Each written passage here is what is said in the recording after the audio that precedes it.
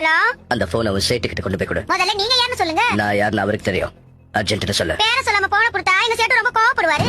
ஏய், பாய் கிட்ட அந்த போன் வந்திருக்குன்னு போய் சொல்லு. யாருக்கு பாயி? எங்க சேட்டோட பாயா இல்ல எங்க சேட்டு பொண்டாட்டிக்கு பாயா? நான் கலீத் பேசுறேன்னு போய் சொல்லு. சரி, என்ன வேலை செஞ்சுக்கிட்டு இருக்க? நான் யாருன்னு இன்னும் உனக்கு தெரியல. டிவில பார்த்ததில்ல. டிவிலயா? என்ன சீரியல்னு சொல்லுங்க. உன்னை கொன்னுட வேண்டி. ஏன் கோவப்படுறீங்க? அப்படின்னா போனல கொடுக்க முடியாது. சரி, உன் சேட் வீட்ல இருக்கானா இல்லையா? அவர் வீட்ல இல்ல, வெளியில போயிருக்காரு. கார் வெளியே தான் நிக்குது. ஏன் ஆள வெளியே தான் வெயிட் பண்றான்.